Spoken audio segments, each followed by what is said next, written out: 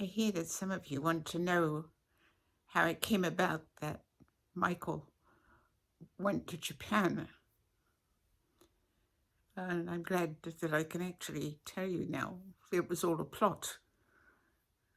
Um, Peter decided after Michael's success with Mr. Iwamoto's problem that he would take Michael to the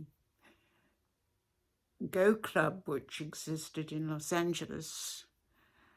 Um, Peter had been going for some time, and the only trouble was that it meant that during that weekend there were late nights, and on a Sunday often he wouldn't get back to Santa Barbara until the early hours of Monday. But he decided anyway that Michael should go, and it was in Los Angeles that Michael met Richard Dolan, who both he and I call the man who took Michael away. So it was a plot. Richard had friends who lived in Tokyo. It was a large family that lived on what I think of must have been quite a large estate for Japan anyway. They were in golfing equipment, I think, and turned out to be a very, very generous family. Richard was going there in the summer for the summer 6 weeks, and Michael persuaded him to take him too. So we were consulted, of course.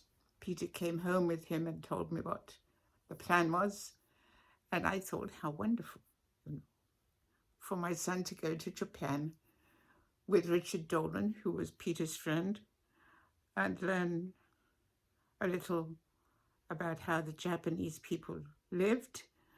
I learned a little bit of their language and play Go in Mr. Iwamoto's Go Salon, which would be exciting for him, especially since Mr. Iwamoto had met him. So he went. Hi, I'm Michael Redmond. Just let me interrupt for a minute to tell you a story about my first visit to Japan. When Richard Dolan and I arrived in Japan, we went straight to the Go Association because they had hotel rooms and we were going to stay the night. The first thing we did was we went straight to the playing room just to find this guy playing a 10-on-1 Simmel. So this is a person walking from board to board playing 10 games at once, and it was the first time I'd seen anything like that. So I was just looking and thinking, how is this possible? And he said he would let me participate.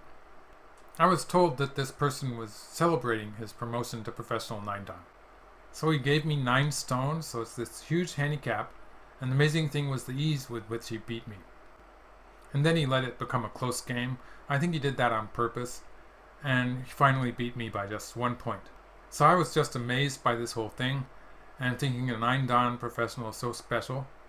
And I think after this experience, I was just assuming that I wanted to be a professional Go player. And if I thought about it at all, it was just to figure out what I should do to make that happen. So while I think of Richard Dolan as the person who opened the door and gave me the opportunity to choose this life, I think it was this experience on the first day of my visit to Japan that really set me on the course to becoming a professional Go player. Instead of staying 6 weeks, he stayed 2 months and came back, I think, just the weekend before school started. That was fine. And life went on pretty much as usual. He was very pleased with what had happened in Japan. Continued to go down to the LA Go Club. It was, it was only an hour and something away from Santa Barbara. And did pretty well, I think. Enjoyed things. But then it turned out that he had made an arrangement with Richard to take him again the following summer. I'm not sure that Richard was really going to go, but Michael persuaded him. And so they went, And it turned out that Richard and my husband had agreed that it would be fine if Michael stayed for the year, and all sorts of financial arrangements took place so that the Nishizawas would have him for a year in their home, and he would go to school with the Nishizawa son, or maybe grandson, I'm not sure, but it was a big family. Okay, well, I was all right with that too, you know. I thought that'll be terrific. And so he went for a year when he was 14. And I think his big time was when he went to play Go. The Neon King got to know of him. I think there were all sorts of political machinations going on because they had never had a Caucasian young person wanting to play Go before. And a most unusual development. And as Mr. Iwamoto is known for wanting to spread Go throughout the world, this was a chance that they wanted to take advantage of. At least this is what I think. Michael came home from his year in Japan the summer that he was 15, and almost immediately told his father, I have to go back. I want to become a professional Go player. I wasn't happy with that, you know. I come from an academic family, and I was expecting that Michael would follow in his brother's footsteps, in his sister's footsteps, go to university and, you know, be an honor student. And no, he wanted to be a professional Go player. And my husband had to have a bit of an argument with me, actually, because I was really not keen. This was my youngest son.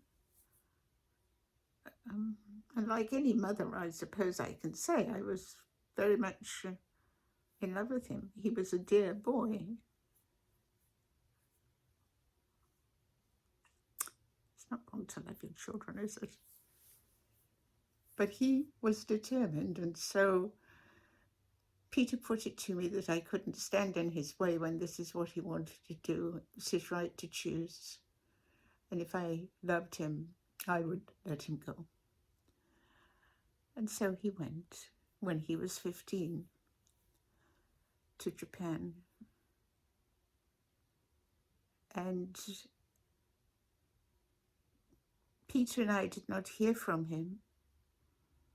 We did not see him for 5 years. That's a long time. And in that time, he grew to be a young man. After 5 years, he came. It took me a week to make him laugh, but I did in the end. I shall always remember he was wearing a bright blue sweater, which really, really suited him very well. Isn't it funny how you would associate that with making him laugh at something? And suddenly he turned into the old Michael, you know, who was my son, but changed. He was taller than me. He'd done something different with his hair, which turned curly. He was a different boy in appearance from the little fellow who had gone away when he was 15. And he never knew in those 5 years what had happened to us.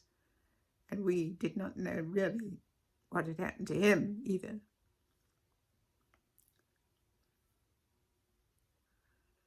And so, you know, I'm very proud because I have no doubt that though it was hard for me and Peter, not knowing what had happened to our son, it was doubly difficult for my son, who was alone in Japan in a strange culture. living almost like a monk. You wanted to know, and that's the story I have to tell. Thank you for listening. Bye-bye.